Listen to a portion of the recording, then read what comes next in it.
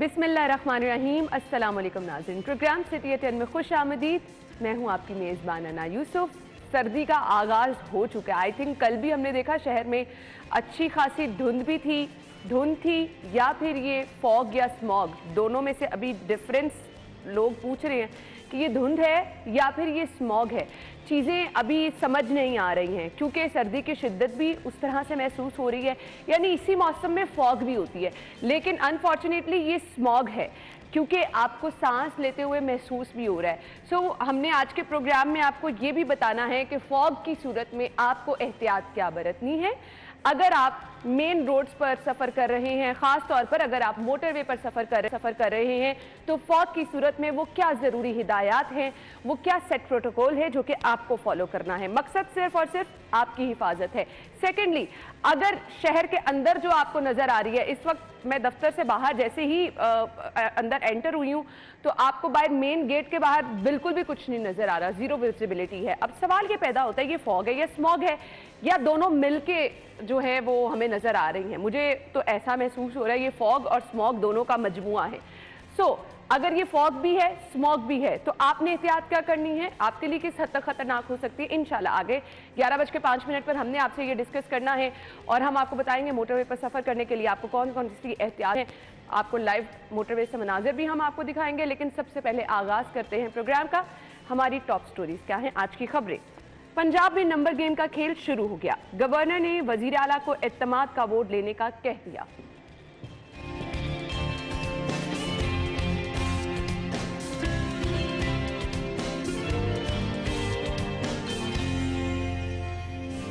School 2 हफ्ते बंद रखने की तजवीज, आलूदगी से आगाही के लिए इश्तिहारात चलाए जाएंगे, हाई कोर्ट।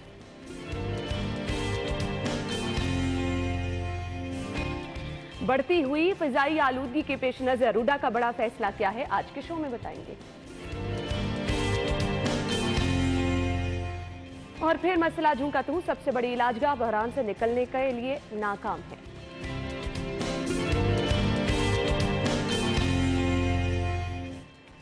अच्छा जी, खबरें तो आप जान चुके हैं, इनकी डिटेल्स की तरफ आएंगे। हमारे साथ हमारे सीनियर रिपोर्टर्स मौजूद हैं, राउदुल शाद हुसैन साहब और आमिर रजा खान साहब ने ज्वाइन किया। अस्सलाम वालेकुम। वालेकुम सलाम। क्या हाल चाल है? अल्लाह का शुक्र, शुक्र है। अच्छा जी, खबरों की तरफ आए या सबसे पहले मैं एक एक कमेंट ले लेती हूँ क्योंकि अभी समझना बहुत सारे लोग पूछ रहे हैं, स्मॉग है, फॉग है। राव साहब क्या है ये? देखिए, आज पहला दिन था, ऐसे बिल्कुल थोड़ा सा स्मोक से डिफरेंट थी और जो एक फोक की स्मेल भी होती है वो भी आपको एंजॉय करते हैं जो नहीं एंजॉय तो बिल्कुल थोड़ा डिफरेंट लग रहा था। बिल्कुल हर रोज़ तो सांस लेना भी मुश्किल हुआ है। इस सारी सूरत हाल में आप स्मोक को भी सेट असाइड नहीं कर सकते, वो मौजूद है आपकी फ़ज़ा में। और एक स्मोक का जो एक पहलू होता है, उसकी जो स्मेल है, फीलिंग है, वो उस तरह से नहीं है जिस तरह से हम 5-6 साल पहले देखते रहे। तो अब भी स्मोक के हवाले से हर शहरी को अपना किरदार अदा करना चाहिए, जो कि हम बदकिस्मती से हम देख रहे हैं कि स्मॉग है, फॉग है, इंडिविजुअल इसमें इंडिविजुअल जो एक्ट है वो नजर नहीं आ रहा। आपने कहा आमिर भाई एक कमेंट चाहिए, फिर मुझे पहली खबर की तरफ। इन्होंने काफी लंबे कमेंट नहीं दे दिए। हाँ। तो इतने लंबे कमेंट के बाद ये रोग है, ना स्मोग है ना फॉग है। चलिए, मुख्तसर तो यही है, ये रोग है जो कि अब साथ साथ रहेगा और इसके साथ जीना सीखना पड़ेगा हमें सबको। आपने सही कहा है, यानी आमिर भाई ने बता दिया है कि ये सीजन की स्मॉग भी है और फॉग भी है और वाकई रोग है, इसके साथ ही जीना पड़ेगा क्योंकि जिन्होंने काम करना है वो हाथ पे हाथ रख के बैठे। आगे चल के हम थोड़ी सी एहतियात आपके साथ शेयर करेंगे। अभी खबर क्या है कि जी गवर्नर का वजीर आला को कल एतमाद का वोट लेने का हुक्म, स्पीकर डिप्टी स्पीकर के खिलाफ भी तहरीक अदम इत्तमाद जमा। राव साहब देखिए, जो हलचल है वो तो मच चुकी है और इसमें ये देखिए बगल बच चुका है। और ये जो टाइम जुमे का दिया गया था, ये इसी वजह से दिया गया था कि कुछ ना कुछ या तो बातचीत आगे बढ़े या फिर बातचीत नहीं होनी तो फिर जो है वो ये कौन सा रिश्ता होने जा रहा है जो आप बातचीत आगे बढ़ा रहे हैं? बातचीत से मुराद ये कि एक और उम्मीद के साथ ये डेट बढ़ाएगी। अदरवाइज असम्बलियाँ डिसॉल्व करना होती तो रावलपिंडी से ये उसी दिन समरी मूव करते और 48 आवर्स में 48 आवर्स में गवर्नर पंजाब बाउंड है जमात के, वो आके बाकायदा ऐलान करे असम्बलियाँ तहलील करनी, आप लोग मानने को तैयार नहीं है। उसके बाद हकीकत इनफैक्ट ये है कि बहुत सारे जो अरकान असम्बली हैं हुक्मरान जमात की, पाकिस्तान तहरीक इंसाफ के, काफ लीग के तो 100% जो 10 या 12 लोग हैं वो तो 100% ये इस पर इत्तेफाक करते हैं कि बिल्कुल असम्बली नहीं टूटनी चाहिए। और आपको जो डे बिफोर यस्टरडे परवेज़ इलाही साहब का इंटरव्यू था उससे बिल्कुल वाज़िया एक वो मैसेज था वो दिया गया। लेकिन उसके बाद फिर मोनस लाई ने जब यात्रा की ज़मान पार की तो फिर सूरत हाल मैसेज ये दिया गया कि पीडीएम जो है वो मातम करती रहे तो इसी तरह चलेगा। लेकिन ऐसा नहीं है। लाहौर इस टाइम है सियासी सरगर्मियों का मकसद, सियासत के तमाम बड़े हैं शहर लाहौर में। आमिर भाई बिल्कुल आपने सही कहा कि इस वक्त तमाम मुल्की सियासत का महवर और मरकज़ जो है ये लाहौर बन चुका है। आसिफ अली जरदारी साहब जहाँ हैं वहाँ पे सियासत और आपको भी कराची से लाहौर आने पर सियासत के मजबूर कर बाकी दिया। गुरु जो हैं वो भी सारे पहुंचे, हमें भी आना मजबूर है। कराची जहाँ के वो खड़े होते हैं लाइन वहीं से शुरू होती है। वहीं से शुरू होती है सियासत में। इस वक्त उनका ये मुकाम है। चौधरी शुजात लाहौर में हैं और शहबाज शरीफ जो हैं वो भी लाहौर में थे। तो मैं ये समझता हूँ कि इस वक्त लाहौर में जो हलचल है वो जुमे तक के लिए है। उससे जुमे का दिन भी बड़ा इम्पोर्टेंट नहीं, कल का दिन बहुत अहम है। कल का दिन बहुत अहम है और कल का दिन भी शायद कोर्ट में चला जाएगा। कुछ लोग कोर्ट में जाएंगे, कोशिश करेंगे और किसी को इत्मीनाद होना हो, मुझे परवेज़ इलाही पर पूरा इत्मीनाद है। मुझे इत्मीनाद है। आप गुजरात के रहने वाले तो नहीं है? वो असेंबली नहीं, वो कल मैंने एक ब्लॉग लिखा है, मैंने उसमें लिखा है गुजरात का चौधरी और सियासत के मरासी। अब मुझे बताएं जो इंटरव्यू चौधरी परवेज़ इलाही दे चुके जिसमें उन्होंने साफ कह दिया कि मैं असेंबली तोड़ने नहीं जाऊंगा और मेरे साथ मुझे साथ बिठाकर बाजवा साहब के मुतालिक जो बातें की गई वो ज्यादती की गई। इसके बाद उन्होंने मुसर्रत जमशेद चीमा और जमशेद चीमा साहब का नाम ले दिया, शटअप कॉल दरेशक को कहा कि मैंने गेट आउट कहा। ये असल में वो सारी बातें जिसके लिए कह रहे थे वो कल फिर बयान दे रहा था कि परवेज़ इलाही मेरे साथ खड़ा है। तो इसका मतलब साफ है कि सियासत में वो जो एक मरासी का किस्सा ना कि चौधरी से रिश्ता मांग लिया उसने, तो चौधरी ने उसकी कुट छुट लगा दी। जब वो कुट लगाने के बाद वो चौधरी का जरा हुआ कि यार छोड़ दो इसको, अब जाने दो, तो वो इमरान खान साहब की तरह लंगराता हुआ उठा और उसने कहा मैं फिर ना ही समझा। तो ये अभी इमरान खान साहब अभी भी कह रहे हैं चौधरी परवेज़ इलाही ना हो चुकी उनके असेंबली तकलील होने में। ये कल रात को जो 9:20 पर करारदाद 9:35 पे जमा हुई है। उसके बाद फिर आप मुझे बताएं असेंबली खुली जो कि पूरी की पूरी चौधरी परवेज़ इलाही वो मुलाजम है। याद रहे ये वो असेंबली है जो आम रूटीन में भी नहीं खुल पाती थी और बाहर एहतजाज करते थे ये एमपी, जहाँ पर ये खुली और असेंबली ये खुली और खुलने के बाद वो लक साहब जो हैं जो इस वक्त सेक्रेटरी का किरदार निभा रहे हैं उन्होंने टाइम दिया था 9:20 का और 9:20 पर ये मुस्लिम लीग नून वाले जो हैं प्रोटोकॉल के साथ गए। प्रोटोकॉल के साथ उनकी करारदाद जो है वो नो कॉन्फिडेंस की वो ली गई, ना सिर्फ वज़ीर आला के खिलाफ बल्कि स्पीकर और डिप्टी स्पीकर के खिलाफ भी। यानी अब वो भी जो है वो असम्बली का इजलास कंडक्ट नहीं कर सकते। और उससे पहले 9:20 से पहले 9:15 पे नंबर गेम बड़ी इंटरेस्टिंग है। इस वक्त नहीं नंबर गेम तो आप बताएंगे। इस वक्त असेंबली में नंबर गेम बड़ी मैं तो नंबर गेम नहीं, मैं तो रात के उस पूरे सिनेरियो को देख रहा हूँ नंबर गेम भी जिसमें 5 मिनट पहले गवर्नर ब्रिगो रहमान इंजीनियर ब्रिगो रहमान साहब जो हैं वो कॉन्फिडेंस का वोट लेने को कहते हैं और 5 मिनट के बाद करारदाद जमा हो जाती है। अब ये मामला कोर्ट में कोई लेके जाएगा, ना परवेज़ इलाही लेके जाएंगे ना नून लीग लेके जाएगी, जो बाहर बैठ के जिनको अब ना समझनी चाहिए। ये मुमकिन है, ये मुमकिन है कि वो लेके जाएंगे ता हुक्म सानी सारी कार्रवाई डिसॉल्व करने की भी। और ये मुमकिन है कि ये भी ऐसा भी कोई हुक्म आ जाए। नंबर गेम भी समझा दें हमारे देखने नंबर वालों गेम को। 10 सब आप नंबर गेम समझा दीजिएगा। सॉरी मैं आपकी बात काट रहा हूँ भाई। ये जो कल इमरान खान साहब ने कहा ना कि चौधरी परवेज़ इलाही साइन करके मुझे दे गया हुआ है, क्या दे गया उनको? असम्बली कागज जो है लपेट के उनको दे गया, वही वाला कागज ही जो लहराया गया, वही ऐसे वही कागज है जो सामने नहीं आएगा। देखिए गवर्नर के पास वजीर आला ने जाना है और बताना है कि ये मैं दे रहा हूँ, ये मेरा एग्जैक्टली ये इमरान खान साहब को पास स्टाम्प पेपर हुए, इमरान खान साहब के पास कोई लीगल पेपर है। अच्छा उसमें प्लान ये प्रॉक्सी नहीं चलती इसमें, ये सिर्फ अपने लोगों को बेवकूफ बनाने के लिए वो बार बार कहते हैं कि परवेज़ इलाही मेरे साथ है और उसने मुझे कागज लिख के दिया। बेवकूफ आमिर भाई साफ जब बयान सामने आ रहे हैं फिर उसके बाद बेवकूफ बनने की कसर कौन सी रह जाती है? 179 सारे यूथ के बाकी देखिए 186 अब जो अरकान है वो अपोजिशन को जाहिर है पूरे करने हैं तहरीक अदम एतमाद की कामयाबी के लिए। और अगर 186 अपोजिशन नहीं पूरे कर पाती तो ऑब्वियसली उसका फ़ायदा जो है वो ये सेट असाइड होगी। अब इसमें इंटरेस्टिंग जो नंबर गेम है, इसमें 10 का जो अरकान है वो चूँकि काफ लीग के हैं और वही मैटर करते हैं। उनमें से 50% कौन इधर उधर होता है, 50% जो है वो अपनी कंसेंट दे चुके हैं निजी महफल में कि असम्बली को डिज़ोल्व नहीं होना चाहिए। इसका मतलब क्या है कि वो परवेज़ लाई के मौक़िफ़ के साथ खड़े हैं। तो ऑब्वियसली अब जो सियासत मोनस लाई ने ये सोच लिया है कि उनकी सियासत अब इमरान खान साहब के साथ है, लेकिन जो दूसरा धड़ा है चौधरी शुजात ग्रुप या सालक, वो ये सोच चुके हैं कि इनके साथ हमारी पॉलिटिक्स नहीं है क्योंकि हाथ किया गया। और अब 179 जो है इस वक्त वो 179 या 178 इस वक्त जो नून लीग के पास हैं, 178 कई फिगर इनके पास है। 10 ये जो लोग हैं ये मैटर करते हैं इस वक्त इनके, और एक वोट है चोई निसार साहब का जिनके हवाले से अभी तक कोई फैसला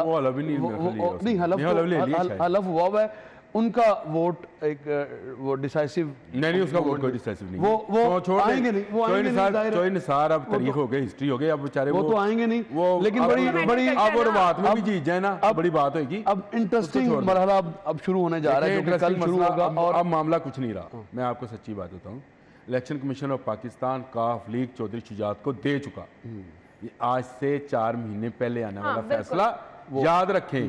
काफ लीग का कोई बंदा चौधरी शुजात के अब जो देंगे वो उसके खिलाफ वोट नहीं कर सकता, इवन परवेज लाई साहब भी नहीं कर सकते। बिल्कुल आपने सही कहा। तो ये जो मामला परसों जो है, और जिस तरह से वो रेस होती है ना, और जिसमें एक से दूसरे की तरफ बढ़ाया जाता है, या आप रेसलिंग समझ लें जिसमें हाथ लगा के अंदर आया जाता है, तो जरदारी साहब ने जो हाथ लगाया शुजात साहब को, अब वो रिंग में मौजूद हैं और वेरी मच मौजूद हैं। यानी वो उनकी मौजूदगी जो है, यानी अब बॉल उनके अब पास नजर आएगी, क्योंकि अगर उनकी वायलेशन की जाएगी तो इलेक्शन कमीशन इन 10 बंदों को निकाल देगा। कल ही मेरी बात भी हो रही थी, अक्सरियत जो है वो नून लीग के पास चली, यानी समझ तो आ रही है वाज़ेह तौर पर। अच्छा, उसमें सूरत इस हवाले से प्लान बी जो पीटीआई ने तैयार कर रखा है वो ये कि तमाम जो अरकान असम्बली हैं उनके रेजिग्नेशंस चेयरमैन पाकिस्तान तहरीक इंसाफ ले चुके हैं, उनके पास मौजूद हैं, और वो रिज़ाइन करने की पोजीशन में भी जो है वो बिल्कुल हैं। और प्लान बी, अगर मैं आपको ये बताऊं कि नहीं दिए सब ने,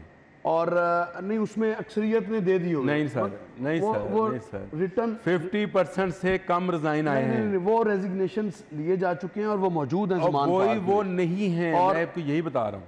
अब आप उसको माने या ना माने, जनूबी पंजाब के लोग सारे के सारे नहीं रिजाइन करने को तैयार मेरे भाई। और ये पिछली दफा भी जो जब ऐलान किया गया था पिंडी में कि हम असेंबलियां डिसॉल्व कर रहे हैं, उसके बाद जो अगला हुक्मनामा था वो रेजिग्नेशंस का था। कौमी असेंबली में भी ऐसे ही था। रेजिग्नेशन भाई राव साहब, कौमी असेंबली स्पीकर के पास, कौमी असेंबली से पहले भी यही इजलास हुआ था। ये इमरान साहब ने रेजिग्नेशन लिए। ये अगर इसको आप देखें तो ये पॉलिटिकली वाइज डिसीजन नहीं है। आप पॉलिटिकल इंस्टेबिलिटी को, एक तरफ आप कहते हैं कि मईशत खतरे में, मुल्क डिफॉल्ट कर रहा है, दूसरी तरफ आप पॉलिटिकल इंस्टेबिलिटी जो कि जुड़ी है आपकी मईशत के साथ, आप उसको हवा दे रहे हैं और ज्यादा पॉलिटिकल इंस्टेबिलिटी की तरफ मुल्क को बढ़ा रहे हैं। तो मेरे ख्याल से अब मुझे बता दें, वो कहते हैं ना फाइनल पिक्चर एक सामने कब आनी है, कितना टाइम है उसके लिए? अभी तो ऑडियो आई है, वीडियो आनी है। अभी दानिश और फहम को अभी ऑडियो आई है देना चाहिए, अभी ऑडियो आई है, वीडियो फहम और फरासत से मामलात को, जो पॉलिटिकल टॉप लीडरशिप है, इनको आगे साहब यहाँ पे उर्दू ठीक कर रहे हैं मेरा ख्याल है। ना फहम है ना फरासत है भाई, सीधी सीधी सियासत है। ना फहम है ना फरासत है, सीधी सीधी सियासत है। सियासत खेल रहा है परवेज, सियासत खेल रहे हैं सारे, सब खेल रहे हैं। आप अगर फहम और फरासत से काम लेने शुरू कर दिए तो मुल्क वाकई से डगर पे आ जाएगा। इमरान साहब की टांग जो है वो टूटी हुई है, इसलिए वो खेल नहीं पा रहे हैं। अदरवाइज ये अब खेल कुछ नहीं रहा पीछे। अभी देखिए, ये भी तो एक वो अनापरस्ती की सियासत ही है ना, कि अगर मैं नहीं असेंबली में तो फिर कोई भी नहीं। तो इससे आपको बाहर निकलना है। सियासी लोगों को दरवाजे बंद नहीं करने चाहिए और बातचीत का रास्ता ज़रूर आगे बढ़ाना चाहिए, जिससे जो मुआशी हालात हैं उसका सबको अदराक है, लेकिन वो अलग बात है कि वो उसको फील नहीं किया जा रहा। मैं तो एक बात कर रहा हूँ, नहीं मशवरा किसको दे रहे हैं? मैं तो अपनी सच्ची बताएं राव साहब, अपनी सियासत अभी आप भी फहम फरासत छोड़े, सियासत के महवर लोग हैं, कहा कि बातचीत का मरहला आगे बढ़ाएं। सियासत का महवर जो लोग हैं, मैं तो उन्हीं से ये एक तजवीज़ भी दी जा रही है कि आप खुदारा इस बैठे वक्त और ये मुल्क का वाली सोचें, तजवीज़ नहीं चलने मुल्क का वाली। सोचें। इस टाइम बस काम एंड पे और आप तजवीज़ नकारा का जंग सोचना बच चाहिए। चुका हाँ। है, तिबले जंग जिसको बोलते हैं वो बच चुका, और ये तजवीज़ किसकी? और फौजें मूव कौन कर फहम? चुकी, कौन फरासत? आमने सामने आ चुके। नहीं, वैसे परवेज लाई साहब के पास अगर वो जो सोशल मीडिया ब्रिगेड है पीटीआई का, वो आप अगर ट्विटर ट्रेंड देखें तो आपको वो नजर आ जाएगा कि तन्हाई परवेज लाई दे रहे हैं, वो सारा वो सोशल मीडिया को तन्हाई परवेज लाई दे वो रहे जो हैं भाई। अरसलान बेटा साहब चला रहे हैं ट्रेंड, वो अरसलान बेटा साहब शुरू हो गया हुआ काम। सही। और बस ये मोनस लाई इनकार करके देखे अब जरा। नहीं नहीं नहीं, उनकी तनहाई, अरसलान बेटा की तनहाई जो है ना खैर, अब भाई, वो आपको- पीआईटीबी में मुलाजम हैं यहाँ पे इंफॉर्मेशन टेक्नोलॉजी के अंदर, और वहाँ से तनख्वाहें लेते हैं। ये जितनी सोशल मीडिया चलिए, ब्रिगेड है उनका इनको काम परमानेंट चल पैसे रहा है, मिलते हैं। उनका काम चल रहा है, चलने दे। खैर वाइंड अप नहीं, करना मैं है क्यों मुझे इस चलने खबर दूं? को सिर्फ एक आधा दिन और इंतजार करें। बस आज का दिन, आज का दिन, बस आज का दिन इंतजार करें। कल चीजें कुछ आपके सामने वाज़ेह हो जाएंगी, और वो जो फहम और फरासत की बात की वो कुछ नहीं होगा, सिर्फ और सिर्फ वाकई सियासत होगी। ब्रेक के बाद आपको ज्वाइन करते हैं, हमारे साथ रहिएगा।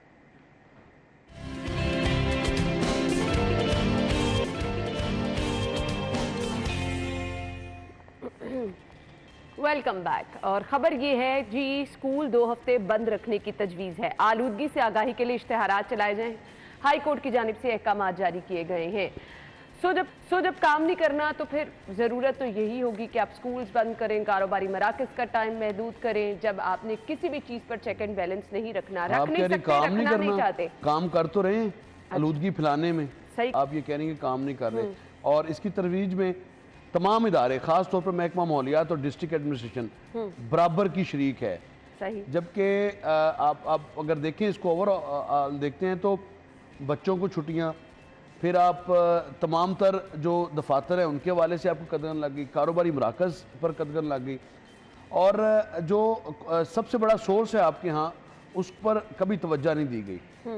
43%, हम 25 लाख गाड़ियाँ समझते रहे, लेकिन जो ताज़ा तरीन फैक्ट्स एंड फिगर सामने आए उसके मुताबिक 60,000 गाड़ियाँ इस शहर में चलती हैं, और जिनमें नाकस फ्यूल इस्तेमाल किया जाता है। गाड़ियाँ जिसके पीछे पड़ना चाहिए था, जिनको चेक करना चाहिए था, 30-30 साल पुरानी गाड़ियाँ आज भी लाहौर शहर की सड़कों पे धुआं छोड़ती हुई नज़र आती हैं, लेकिन कोई उनको रोक नहीं रहा। पंजाब ट्रांसपोर्ट कंपनी जगह जगह नाके लगा कर खड़ी है, और वर्दियाँ पहना के अपने वो जो मुझे उनके तो कहीं नहीं नजर आई। खड़े हैं, लेकिन सिर्फ खड़े हैं कि ड्यूटी हो रही है। इसी तरह महकमा माहौलियात की वजह से नजर यानी टाइम पास और स्मोक की वजह से भी हो सकता है नजर ना। दोनों एलिमेंट हैं इसमें। और इनकी रिपोर्ट्स अगर आप देखें जो हमेशा हमारे साथ शेयर की जाती है कि इन्फोर्समेंट विंग ने ये रिपोर्ट जारी किया और इसमें पता नहीं कितने जुर्माने कर दिए हैं, तो कितनी गाड़ियाँ बंद कर दी हैं।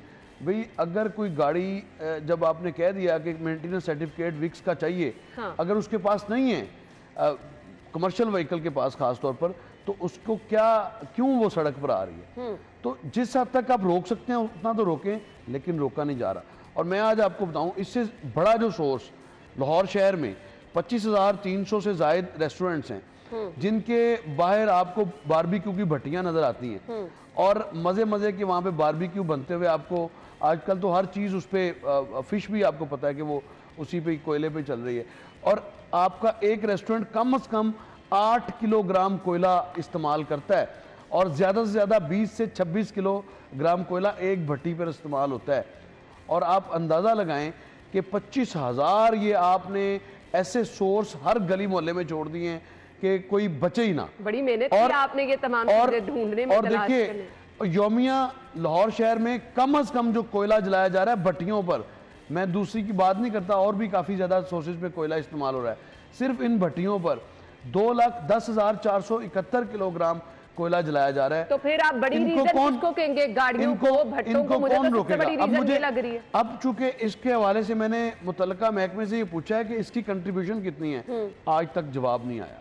और इस पर काम क्या किया, बनता भी नहीं जवाब देना ना, इस पे आज तक काम क्या हुआ है, किसी से भी पूछ लें, डिस्ट्रिक्ट एडमिनिस्ट्रेशन से पूछ लें, महकमा माहौलियात से पूछ लें, या आमिर भाई ये जो सब चीजें राव साहब ने बताई हैं, और मेरे ख्याल से ये तल्ख हकीकत है और बाकी बहुत बड़ी कंट्रीब्यूशन। फिर आप कहें कि बंद ना करें स्कूल, फिर आप कहें कि स्मोक नहीं है, राव साहब को बोलने दें और मैं अगर मुझे बोलने देना है तो फिर मैं तो इस तरह नहीं, मैं तो माफ़ी मांगता हूँ पहले जनाब मुअज़्ज़ज़ अपनी हाई कोर्ट से और अपनी अदालत से, अपने मुअज़्ज़ज़ जज साहब से जिन्होंने ये फ़ैसला दिया है। आपको हर साल दिसंबर में याद आता है कि यहाँ पे आलूदगी है, नहीं नवंबर ऐसे ना, दिसंबर में याद आता है अदालत को आलूदगी है और छुट्टियाँ बढ़ा दी जाएँ, भट्टे बंद कर दिए जाएँ, स्कूल सारा साल।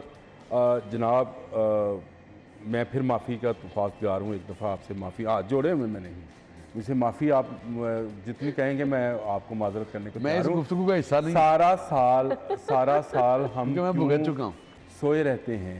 ये भट्टियाँ सारा साल चलती हैं जी, ये भट्टे सारा साल चलते हैं, ये गाड़ियाँ सारा साल चलती हैं। आमिर भाई अदालतों का काम है ये। लेकिन हम आमिर भाई अदालतों का काम है ये। लेकिन हम जब आप सू मोटो नोटिस ले सकते हैं, आपके किए हुए पिछले फैसले सारे निकाल लें, तो क्या आपने जो लोहे की भट्टियाँ हैं वो बंद करा ली सर?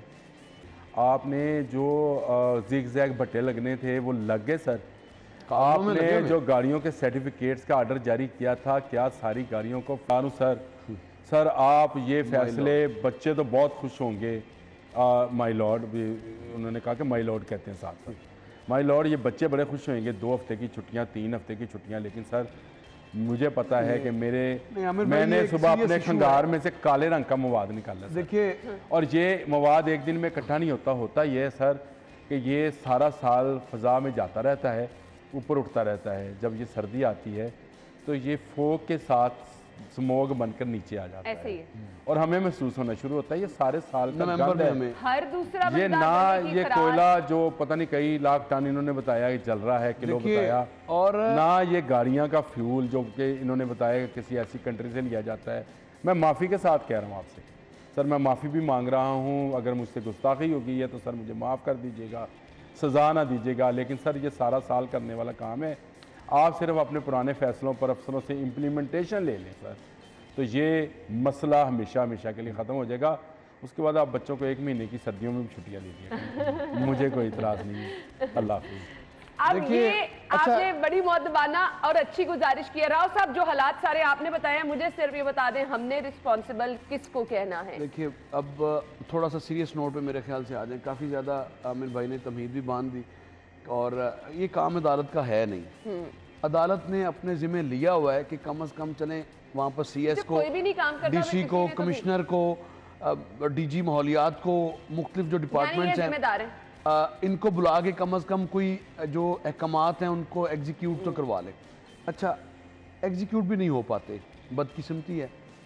अब आपने भट्टियों की जो बात की, अब कार्बन मोनोडाइऑक्साइड जो कि सोर्स है ऑक्सीजन का सबसे बड़ा, अब उसी को ही ख़त्म कर देगा कार्बन मोनोडाइऑक्साइड, तो किस तरह से सांस आप ले सकेंगे? सही। राव साहब, वक्त बहुत कम है, मुझे आयशा मुसलसल ब्रेक का कह रही हैं। आपके सामने तमाम सूरत हाल है, आमिर भाई की गुजारिश भी है, इसमें इंडिविजुअल का किरदार इंपॉर्टेंट है, बस इंडिविजुअल का भी और इंतजामिया को भी जाग जाना चाहिए।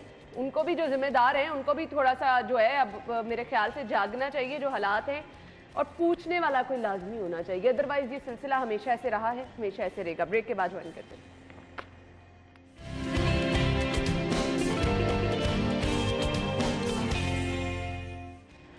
अभी हमने हालात डिस्कस किए कि शहर में क्या हालात चल रहे हैं, स्मॉग की सूरत हाल क्या है। ऐसे में एक अच्छा इकदाम जो कि रूडा की जानिब से ये बढ़ती हुई फिजाई आलूदगी को देख के उठाया जा रहा है।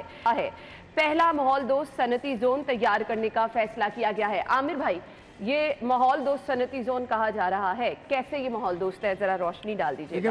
माहौल दोस्त सनती जोन बनाने की अगर रोडा बात कर रहा है तो बड़ी अच्छी बात है। कोई चलो किसी ने बात तो की और 2-1 चीज़ें जो कि बहुत इंपॉर्टेंट है कि इसमें लाहौर के कूड़े से बिजली बनाने की जैसे इंडस्ट्री चल सकती है ना, उसकी बात करनी चाहिए, हमें फ़ायदा भी होगा। अच्छा, सोलर तो जो है वो ये बल्ब जला सकता है, कुछ आपके किसी हद तक काम आ सकता है, उसके लिए जगह बहुत बड़ी चाहिए होती है।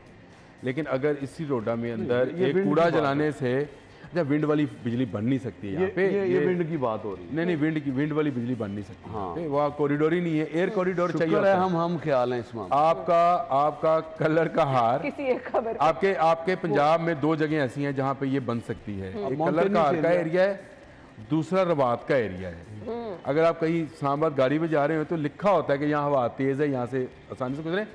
पंखा कई टन का होता है, जिसको चलाना होता है, हिलाना होता है। लाहौर में ऐसी हवा बहुत कम आती है, लेकिन अगर वो सोच भी रहे हैं तो मैं कहता हूँ ये अच्छी बात है कि वो सोच रहे हैं कि इस तरह की अल्टरनेट जो है उस पर जाना चाहिए। सबसे इनको वायबल रहेगा कूड़े से बिजली बनाना। सबसे अल्हम्दुलिल्लाह राव साहब की बातें सुनकर मुझे समझ आ गई कि लाखों करोड़ों टन आलूदगी और कूड़ा हम लाहौरिया बनाते हैं रोजाना, प्रोड्यूस करते उसको अगर जलाया जाए 6000 टन योमिया प्रोडक्शन है हमारी वेस्ट की, उसको अगर जलाया जाए तो उससे इंडस्ट्री चलाई जा सकती है। और दूसरा, अगर रोडा जलाएंगे तो आलूदगी होगी, नहीं, उसको उसकी कैटेगराइजेशन है, उसको किया जाता उसको है, आपने वेस्ट टू एनर्जी में कन्वर्ट करना है। वेस्ट को एनर्जी में जो चीज वेस्ट के लिए इस्तेमाल हो सकती है वो जलाया ही जाता है। छोड़ दें इस बात को, मैं क्योंकि इसके ब्रीफिंग में गया था। जलाया जाता है, वो डीप बर्निंग कहलाती है जो, और अंदर ही अंदर उसकी ताकत ली जाती है आग में जलाकर। लेकिन उसका वो जो धुआं जिस तरह हम समझते हैं वो उस तरह से नहीं आता है, वो बहुत सारे फिल्टर से गुजर के आता है, और गुजर के आके तो वो सफ़ेद रंग का एक धुआं होता है जो कि निकलता है, और वो बिल्कुल आलूदगी नहीं फैलाता। और उसके साथ अंदर पानी में से गुजरता है। एक दफ़ा हुक्का अगर किसी ने देखा है तो सब हुक्के के टाइप की चीज़, जी मेरे दादा उसमें हुक्का जो है मैं भी इस ज़माने में पीता रहा हूँ। अच्छा गाँव जाऊँ तो अभी भी लेता हूँ। नहीं, वो एक हाँ, उसका अपनी ट्रेडिशन है हमारी, वो डेरे की शान है जी हुक्का। और चौधरी के पिंड है तो हुक्का नहीं लगे, और रोटी खा के और बहुत सारे फैसले वो चलता जाता है, और वो जाते हैं। लेकिन वापस आ जाते हैं खबर की तरफ, क्योंकि हमारे पास टाइम कम है। सोलर से बल्ब जलाएं, मैं कहूंगा, और कूड़े से वो बिजली बनाए जो सन। देखिए अरोड़ा ने इन चीजों से हम फायदा उठा सकते हैं, उठाने राव साहब वक्त कम है, मुझे अगली खबर भी शामिल कर लेने। सबसे बड़ी इलाजगाह है जो उसके बहरान से निकलने का नाम नहीं ले रही, म्यू अस्पताल जान बचाने वाली अद्वियात के दम दस्तयाबी। हमने कुछ दिन पहले आपके साथ पीआईसी के हालात डिस्कस किए, म्यू हॉस्पिटल के भी ये हालात है, कहाँ जाएगा गरीब राव साहब? देखिए सबसे बड़ी दस्तगाह है, इसको सब कॉन्टिनेंट की भी सबसे बड़ी दस्तगाह कहा जाता है म्यू अस्पताल को। और ये सिर्फ म्यू अस्पताल का मसला नहीं है, हमने चूंकि म्यू हॉस्पिटल के हवाले से स्टोरी आ गई तो हम इसको डिस्कस करेंगे। ये तमाम हॉस्पिटल में ऐसे ही है। आपके पीआईसी का डे बिफोर यस्टरडे मुझे इमरजेंसी में जाने का इत्तेफाक हुआ, वहाँ पर हमारा पेशेंट था, तो जो हालात मैंने वहाँ पर देखे और जिस तरह का ट्रीटमेंट वहाँ पर मैं देख रहा हूँ, अल्लाह ना करे कि किसी को इमरजेंसी में जाने की वहाँ पर ज़रूरत पड़े, अल्लाह ताला सबको महफूज रखे। और हादसात के बाद उधर का रुख करना, सियासत चलती रहेगी या कोई सेहत सहूलियात का भी नाम लेगा? सबसे माशाल्लाह हैवीवेट हैं हमारी मिनिस्टर जो हैं, तमाम मिनिस्टर आप तमाम सूबों के निकाल लें हेल्थ के, लेकिन हेल्थ हमारी कमज़ोर है। बस आप इसी बात से समझ जाएं कि प्रॉब्लम कहाँ है। और अगर आप प्राइवेट हॉस्पिटल ऑनर्स को आप वजारतें देंगे, सेक्रेटरीशिप देंगे, उनको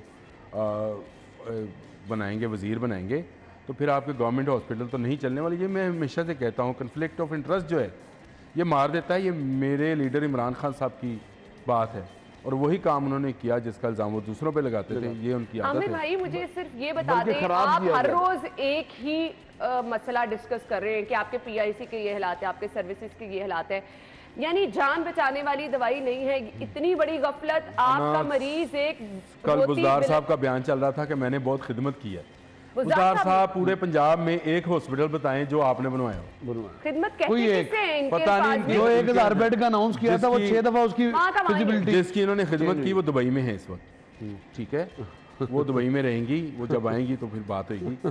बात ये है, एक हॉस्पिटल अपने शोहर के पास चली गई वो, छोड़ दे उनको, मुझे एक हॉस्पिटल नहीं बनाया। ठीक होंगे आपके म्यू हॉस्पिटल पे इतना प्रेशर है, आपके सर्विसेज पे, पीआईसी पे प्रेशर है क्योंकि नए हॉस्पिटल नहीं। आप ये बता रहे हैं कि आखिरी आपका जनरल हॉस्पिटल इस वजह से करने वाले भी तो नहीं कर रहे ये काम करने वाले ये काम है हॉस्पिटल बनाना।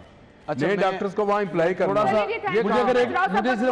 मुझे जब 20 सेकंड दे दें, लाहौर के जो तमाम रोड पे जो 13 के करीब यूनिट्स बने हैं उनको नहीं आप आज तक फाल कर सके, वहाँ पर इक्विपमेंट नहीं दे सके, वहाँ पर आप स्टाफ नहीं पूरा कर सके। तो थैंक यू सो मच। ये हालात पता नहीं कौन बदलेगा, कोई जादू की छड़ी लेकर आएगा, हमने किससे उम्मीद रखनी है, पता नहीं किससे रखनी है।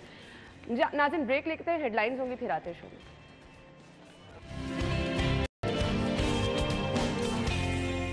तो नाज़रीन ये कुछ आपको हमने हालात दिखा दिए हैं शहर में इस वक्त जो है कल और आज, क्योंकि अब धुंध भी है और ये फॉग स्मॉग, इसका तो हम आगे चल के प्रोग्राम में जिक्र करेंगे कि हमने किस तरह डिफरेंस पता चलेगा ये फॉग है या स्मॉग है। लेकिन इसमें एहतियात आपको क्या बरतनी है? वो लोग जो कि सफर कर रहे हैं मोटरवे पर, शहर के अंदर मेन शाहराहों पर, चूंकि आज सुबह जब मैं दफ्तर आ रही थी तो ये ऑफिस के इर्द गिर्द जितना एरिया कोट लखपत का, यहाँ पर ऑलमोस्ट जीरो विजिबिलिटी थी। आपको बहुत ज्यादा एहतियात से ड्राइविंग करनी पड़ती है। सो ये तो शहर के अंदर हालात है। मेन रोड पर, मेन शाहराहों पर, मोटरवे पर अगर आप सफर कर रहे हैं तो एहतियात डबल हो जाती है। हम आपके साथ हर रोज अपडेट मोटरवे की शेयर करते हैं कि कब मोटरवे को ट्रैफिक के लिए बंद किया गया और कब मोटरवे को खोल दिया गया है। अब वो लोग जो कि मोटरवे पर सफर करते हैं, करना चाह रहे हैं, वो कौन कौन सी एहतियात है जो कि धुंध की सूरत में उन्हें मोटरवे पर सफर करने के लिए इख्तियार करनी है। बहुत ज्यादा जरूरी ये है कि आप मोटरवे पर अगर सफर कर रहे हैं तो इनकी जो हेल्पलाइन है वहां पर पहले कॉल करें, ताकि आप मोटरवे पर जाकर वो जो लंबी कतारें हैं उनमें जाकर लगने से बच सकते हैं। सेकेंडली, कुछ एहतियाती तदाबीर फॉग की सूरत में मोटरवे पर सफर करने के लिए जो आपको इख्तियार करनी है, और इसके अलावा कवानीन क्या है मोटरवे पर सफर करने के, वो भी आपके साथ शेयर करेंगे। मोटरवे पुलिस आवाम की रहनुमाई के लिए क्या क्या इकदाम कर रही है, आज के प्रोग्राम में हम डिस्कस करेंगे। क्योंकि धुंध की वजह से हम देखते हैं बहुत सारे हादसा हो जाते हैं। अल्लाह ताला सबको महफूज रखे, एहतियात आप लोगों ने करनी है। हमारे साथ स्टूडियो में जो हमारे मेहमान मौजूद है, तारुफ कराना चाहूंगी, फैसल अकरम साहब ने ज्वाइन किया है, जो कि SP मोटरवे पुलिस है। वेलकम कहेंगे। अस्सलाम वालेकुम सर, क्या हाल चाल है आप? जी मैं ठीक हूँ। थैंक यू सो मच, बहुत बहुत शुक्रिया। धुंध वाले सेगमेंट पे तो हम आएंगे। सबसे पहले वो लोग, वो मुसाफिर जिन्होंने मोटरवे पर सफर करना है, क्या क्या प्रोटोकॉल है मोटरवे पर सफर करने के, SOPs क्या हैं जिन्होंने मोटरवे की तरफ रुख करना है? जी बिल्कुल, बहुत शुक्रिया आपका। बिस्मिल्लाहिर्रहमानिर्रहीम। मोटरवे पे वैसे तो अगर कोई धुंध का सिलसिला नहीं है, मौसम बिल्कुल अच्छा है, उसमें तो हम बुनियादी बातें 2-3 बताते हैं जी। कि आप एंटर होने से पहले अपनी गाड़ी को एक तो हर लिहाज से देखेंगे वो ठीक हालत में हो, फिट होनी चाहिए जी। उसके बाद फिर जब आप मोटरवे पे एंटर होते हैं तो हमारी कोशिश होती है कि रोड यूज़र जितने भी आ रहे हैं उनकी सीट बेल्ट लगी हों, उनके तमाम लाइट्स ठीक हों, इंडिकेटर्स काम कर रहे हों, ये तमाम चीज़ें हों, इंश्योर हों। और फिर उसके बाद हमारी कोशिश होती थी कि आप मोटरवे का जो बनाई गई है उसका मकसद है कि आप आराम से बग़ैर रुके और टाइमली पहुंच जाए। तो जब आप देखते हैं कि जी मोटरवे तो बड़ा एक सीधा ट्रैक है, फिर स्पीडिंग का मसला आ जाता है। exactly. तो उसके बाद फिर हम चाहते हैं कि आपने सीट बेल्ट लगा ली है, गाड़ी आपकी बिल्कुल प्रॉपर है। अब हम चाहते हैं कि आप मोबाइल फ़ोन भी यूज़ ना करें, बहुत अच्छी और अपनी स्पीड को कंट्रोल में रखें। और उसका मकसद ये कि अगर लाहौर से इस्लामाबाद आपने ट्रैवल करना है, अगर आप बगैर रुके जाते हैं इस्लामाबाद, तो 120 की स्पीड पे आप 3 घंटे में आराम से पहुंच जाते हैं। ठीक है। और जो लोग स्पीडिंग करते हैं उनसे मेरी गुजारिश है कि वो अगर उनका ये ख्याल है कि वो कुछ थ्रिलिंग कर रहे हैं, वो जल्दी पहुंच जाएंगे, तो उनकी खाम ख्याली है। आप अपने साथ दूसरों की जिंदगी को भी दाव पे लगाते हैं, नुकसान पहुंचाते हैं। सो कुछ असूल कि आपने मोबाइल का इस्तेमाल नहीं करना, आपने सीट बेल्ट बांधना यकीनी बनाना है, और स्पीड आपने अपनी बरकरार रखनी है। ओवरटेक भी अगर आपने करना है जी, और अपनी लेन में रहें, आप दूसरों का रास्ता उनको दें। आप अगर ओवरटेकिंग करते हैं तो ओवरटेकिंग करने के बाद अपनी लेन में आ जाएं। और मोटरवेज मैं आपके प्रोग्राम के तवज्जुह से बताना चाहूँगा कि हमने स्पीड की लिमिट्स रखी हैं लेन्स के हिसाब से। ठीक है। जो 3 लेन मोटरवे है, आने जाने के लिए 3 लेन और आने के लिए 3 लेन, उसको हम 6 लेन मोटरवे कहते हैं। उस पे हमारा जो तरीकाकार है स्पीड की लिमिट्स का या ओवरटेकिंग का, तो हम बताते हैं अपने रोड यूजर्स को कि आप 3rd लेन को ओवरटेकिंग के लिए यूज़ करें, कार्स के लिए या जो छोटी गाड़ी है।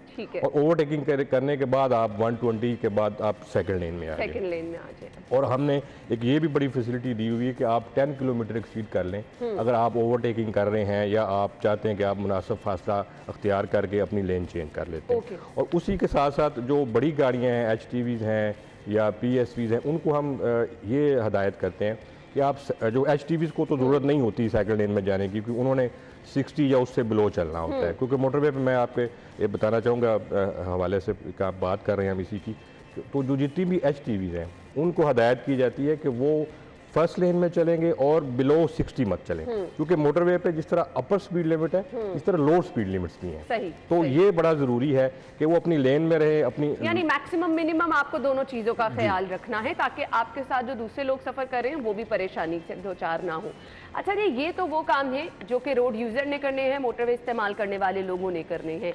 कुछ मोटरवे पुलिस की भी रिस्पॉन्सिबिलिटीज़ होंगी, क्योंकि हम देखते हैं खुदा ना खास्ता अगर किसी के साथ कोई ऐसा इशू मोटरवे पे आ गया, किसी मरीज की हालत ख़राब हो गई, फ्यूल ख़त्म हो गया, गाड़ी के साथ कोई इशू हो गया, सो मोटरवे पुलिस जो वहाँ पे लोग सफ़र कर रहे हैं उनको फैसिलिटेट करने के लिए क्या क्या इकदाम करती है? जी, ये आपने बिल्कुल, ये हमारा बुनियादी बेसिक और अहम बात है जो आपने पूछी है। रिकवरी सर्विसेज और हेल्प सर्विसेज।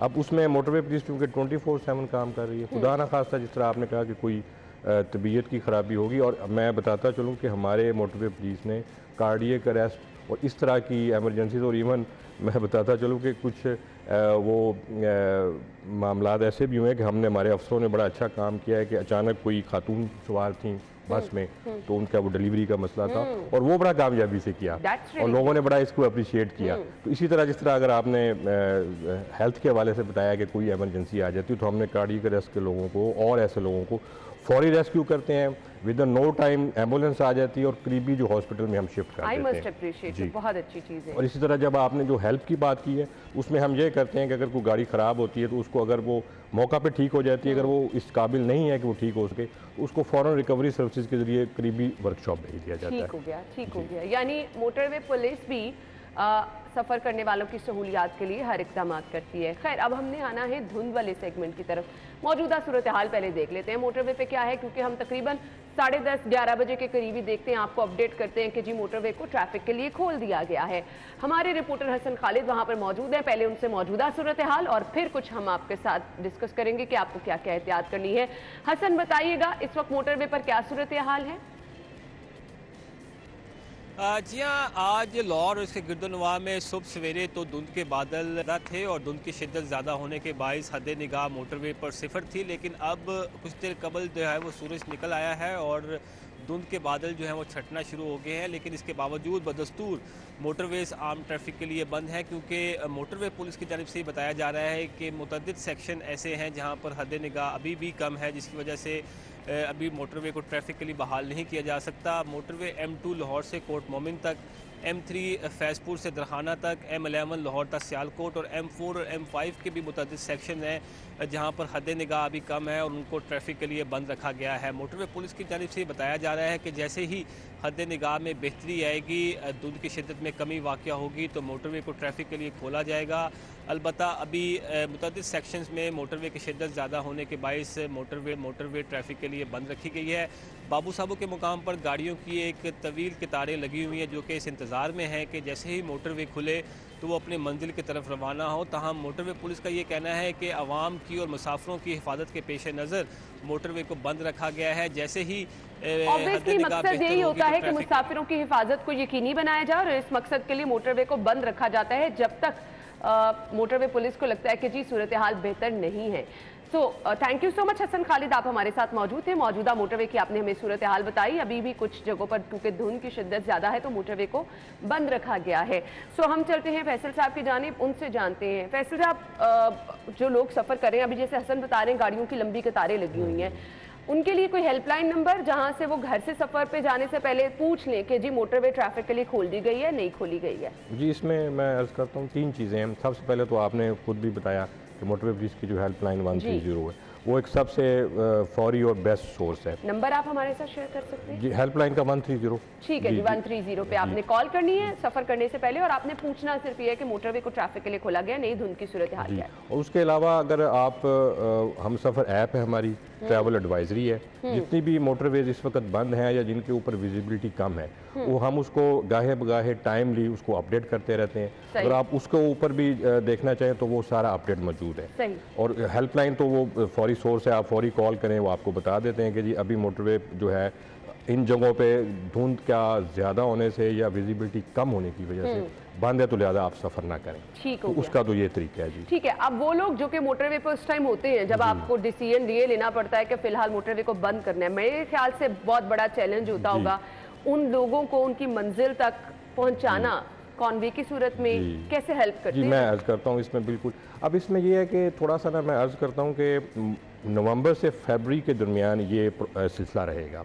अब नवंबर का महीना बड़ा अच्छा गुजर गया, उसमें ये हुआ कि मोटरवे एक तो कुछ दिनों के लिए बंद हुई और विजिबिलिटी भी नहीं कम हुई, तो हमने उसको खुला रखा। अब दिसंबर का चूँकि हाफ से ज़्यादा गुजर गया जी, अब मैं थोड़ा सा बताता चलूँ कि अब रोड यूज़र्स को बड़ी एहतियात करनी है इस सिलसिला में कि अब मोटरवे पे धुंध डेली बेसिस पे जल्दी से जल्दी आएगी। यानी आप, मैं कहना चाहूँगा कि हर रोड यूज़र को चाहिए कि वो रोशनी के औकात डे आवर्स में सफ़र करें। सबसे पहली बात तो ये। अब हमें ये जान लेना चाहिए कि ये जनवरी में भी ये सिलसिला रहेगा और मे भी 5 बजे के बाद ही हमें मोटरवे बंद करना पड़नी शुरू हो जाएगी। ठीक है। और इसी तरह मैं बताता चलूँ कि रात को भी 9 बजे मोटरवे बंद हो गई थी, और अभी अगर आप टाइम देख लें तो 12 घंटे से ज़्यादा टाइम हो गया है मोटरवे बंद है। तो लिहाजा अब हमें चाहिए कि जितने भी रोड यूज़र्स हैं, हम भी आपके मीडिया के तवज्जुह से भी बताते रहते हैं, आपका भी बड़े हमें इसमें ताउन रहता है और बड़ी हेल्प होती है। तो लोगों को चाहिए कि वो अपने सफ़र के औकात दिन के सिलेक्ट करें, रात के औकात में मगरिब या इशा से पहले अपनी मंजिल को पहुंच जाए। और दूसरा आपने पूछा कि जी अब जैसे कि मोटरवे बंद है, लोगों ने जाना है, लाइनें लग गई हैं, तो वो क्या करें। उसमें ये अर्ज है कि जी हम मोटरवे को अगर अभी भी खोल दें, जहाँ पे लोग खड़े हैं जिस तरह आपने दिखाया कि वहाँ पर तो विजिबिलिटी भी है, धूप निकली हुई है, लेकिन जैसे ये थोड़ा आगे जाएंगे तो वो फॉग के पैचेस हैं, और वहाँ पे विजिबिलिटी बिल्कुल जीरो है, जिसको आप डेंस फॉग कहते हैं, उसमें ट्रैवल करना बिल्कुल सेफ नहीं है। तो अब इसमें ये होगा कि हम थोड़ा अपना, जिस तरह मेरा एरिया लाहौर से कोट मोहम्मद 162 किलोमीटर है, ये सबसे ज़्यादा अफेक्टेड है इस वक्त। कोट मोहम्मद से आगे इस्लामाबाद की तरफ वो कुछ एरिया में धुंध आती है, बाकी एरिया इस वक्त तमाम रात से क्लियर है। जी, तो अब मैं ये रोड यूजर्स की एक और मतलब उनकी रहनुमाई के लिए कहना चाहूँगा कि वो लाइट आवर्स में सफ़र करें, और अगर वो समझते हैं उसका एक मुतबादल ये है कि वो हाईवेज़ के भी है, हाईवे का भी मुतबादल रास्ता है, आप वहाँ से ट्रैवल कर लें, क्योंकि मोटरवे पे जब तक विजिबिलिटी, अब ट्रैफिक चलाने को हम चला देंगे, लेकिन जब लोग लेट हो रहे हैं, वो अपने पहुंचना चाहते हैं, स्पीड ज़्यादा करेंगे, जी, बिजनेसेस पे पहुंचना चाहते हैं, फैक्ट्रियों में, वो हॉस्पिटल्स में या दूसरे शहरों में जाना चाहते हैं, तो वो अब थोड़ा ना, अगर तो मोटरवे पे अगर आप सफ़र करना चाहते हैं, स्पीड स्लो रखें, तमाम रायात पे अमल करें, फिर तो इस सूरत में भी चलाया जा सकता है। लेकिन पिछला हमें तजुर्बात बताते हैं कि मोटरवे हरगिज सेफ नहीं है। अगर थोड़ा सा भी कोई विजिबिलिटी का इशू है, आपको भी रिस्क नहीं लेना चाहिए, आपको भी मोटरवे पुलिस के साथ जो है मुकम्मल तौर पर ताउन करना चाहिए, क्योंकि ये आपकी ज़िंदगी के तहफ़्फ़ुज़ के लिए ही है। अच्छा जी, अब जब आप मोटरवे खोलेंगे, ऑब्वियसली लोग लंबी कतारों में लगे हैं, वो प्रेशर भी ट्रैफिक का ज़्यादा हो जाता है, मेरे ख्याल से वो भी मैनेज करना मुश्किल हो जाता है। सो इसके लिए मुझे बता दें, क्योंकि एकदम से जब आपने कहा मोटरवे खोलेंगे तो कुछ पैचेस में धुंध होती भी है, बहुत मोहतात ड्राइविंग करनी पड़ती होगी। बिल्कुल, उस सूरत में वैसे तो हम कोशिश करेंगे कि जब तक पूरा ये जो ट्रैक है क्लियर नहीं होता पैचेस से या फॉग से, उससे पहले हम इसको नहीं खोलते। लेकिन जैसे ही हम देखते हैं कि तमाम एरियाज़ में अब फॉग भी कम हो गई है, पैचेस में भी फॉग नहीं है, मज़ीद भी अब मौसम क्लियर हो गया है, अब मैं ये फिर हिदायत करूँगा आपके प्रोग्राम के हवाले से कि आप जब देखते हैं कि मोटरवे खुल गया है, तो ये हरगिज़ मत समझें कि जी आप तो मैं स्पीड से भी चलाऊँ और जल्दी जल्दी पहुँचूँ, ये नहीं करना। अब उस दौरान भी आप कोशिश करें कि आप अपनी स्पीड को बरकरार रखें और अपनी लेन में चलें, दूसरी गाड़ियों का रास्ता भी ना रोकें, और सब्र से और हम तहम्मुल से अगर मोटरवे पे चलें, वो सबसे ज़्यादा ज़मानत है जी। सेकेंडली, वो हम कहते हैं जी फॉग लाइट्स का आपने इस्तेमाल करना है, क्या रोल होता है अगर आप फॉग लाइट्स का इस्तेमाल कर रहे हैं? अगर बहुत ज़्यादा ज़रूरी है आपका फॉग की सूरत में भी, पहले तो आप मत करें सफ़र ना, अगर आपको पता है फॉग है तो आपको टाइम थोड़ा सा चेंज करना है। अगर बहुत ज़रूरी है तो धुंध की सूरत में आपके सफ़र के लिए क्या प्रोटोकॉल है? जी बिल्कुल, अगर मोटरवे पे अगर आ गए हैं, आप हाईवे पे हैं और किसी लोकल रोड पे हैं, तो प्रोटोकॉल तो तकरीबन सेम ही है, लेकिन मोटरवे पे हमें एक्स्ट्रा कॉशियस होना पड़ता है। उसमें सबसे पहले ज़रूरी है कि आपकी अमूमी तौर पे जितनी भी गाड़ी की लाइट्स हैं वो ठीक हो, और फिर फॉग लाइट्स इंतहाई अहम है। और फॉग लाइट्स में जी मैं बताता चलूँ कि गाड़ी के अगली तरफ और पिछली तरफ भी लगी होनी चाहिए, और सबसे ज़्यादा ज़रूरी आपकी गाड़ी के पिछली तरफ की फॉग लाइट्स है। अच्छा, क्योंकि अगली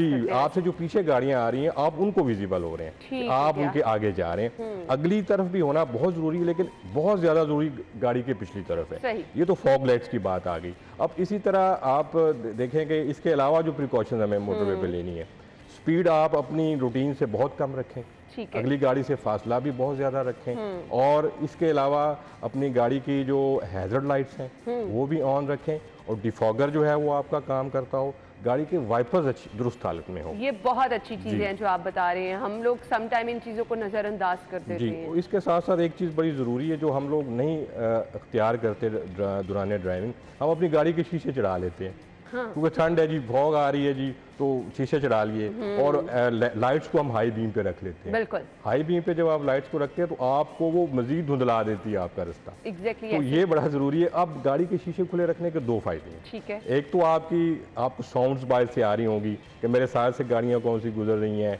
मेरे पीछे तो कोई गाड़ी नहीं आ रही। और दूसरा आपके गाड़ी का अंदर का जो माहौल है वो आपके गाड़ी की विंड स्क्रीन और शीशों को नहीं धुंधलाएगा, क्लियर रहेगा। बिल्कुल डिफॉगर ऑन रखें, थोड़े थोड़े शीशे खुले रखें और इस तरीके से अगर आप सफ़र करें तो फिर आप बहुत सारी ऐसी चीज़ों से बच जाते हैं जो कि आप आगाह नहीं रहते ना करने से। बिल्कुल आपने सही कहा। मैसेज आप देखने वालों को क्या देना चाहेंगे? बिल्कुल ये बहुत ज़रूरी है जी। मैं बताना चाहूँगा तमाम रोड यूज़र्स को एक बात कि आप लोग हमारे कस्टमर हैं। हमें खुशी होती है कि आप लोग रोड पे आएँ और जितने आपकी हमारी कोशिश होती है हम आपको ज़्यादा से ज़्यादा हेल्प आउट करें। लेकिन अगर आप खुदारा मोटरवे पे आके तेज़ रफ्तारी ना करें, तहम्मुल से काम लें, सब्र से चलें, दूसरों को भी रास्ता दें, अपनी भी स्पीड को बरकरार रखें और बिल्कुल मोटरवे के ऊपर ऐसा। और मैं ये कहता हूँ कि जो मोटरवे पे ड्राइविंग है ना वो ऑलवेज बी केयरफुल, ABC है सिर्फ। ना सिर्फ फॉग की सूरत में बल्कि हर सूरत में अगर आप मोटरवे पे सफ़र कर रहे हैं तो आपको एहतियात ही बरतनी है। प्रोग्राम के इस सेगमेंट के इख्तिताम पे मैं आपसे रिक्वेस्ट ये करना चाहूँगी कि अगर आपका सफ़र करना बहुत ज़रूरी है तो ये एहतियात जो कि फैसल साहब ने बताई, आप वो तमाम चीज़ें आपकी गाड़ी की फिटनेस से लेकर गाड़ी के वाइपर, फॉग लाइट्स, किसी चीज़ पे प्लीज़ कॉम्प्रोमाइज़ ना करें। एहतियात के साथ ड्राइव करें, फासला ज़्यादा रखें और अपनी स्पीड जो है वो उस हद तक रखें कि आप हर सूरत में उसको कंट्रोल कर सकें। ये वो एहतियात है। अदरवाइज मैक्सिमम बेहतर ये होगा कि आप धुंध का वक्त देख के, जब टाइम ना हो धुंध का, उस टाइम सफ़र करें। फैसल साहब बहुत बहुत शुक्रिया आपके कीमती वक्त के लिए, थैंक यू सो मच। नाज़रीन हमने ब्रेक की तरफ जाना है लेकिन उससे पहले जी हमारा सेगमेंट है वो लोग जो वेट कर रहे हैं जिनकी आज बर्थडे है उनकी तरफ आ जाते हैं जी। सबसे पहले हमारे पास जी नाम जो लिस्ट है जी 3 हिस्सों में हमने इसको तकसीम किया है। हमारे साथ ही रहिएगा।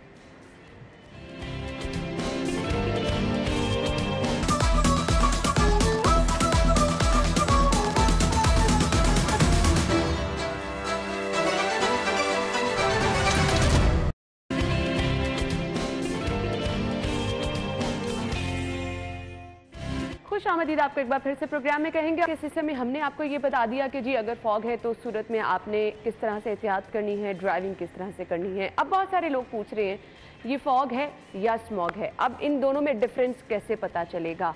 आपको कैसे पता चलेगा बाहर जो ये धुआं नज़र आ रहा है ये फॉग है यानी धुंध है या फिर वो जहरीला धुआं जिसको हम कहते हैं कि आपके लिए बहुत ज़्यादा नुकसानदेह है, ये वो है।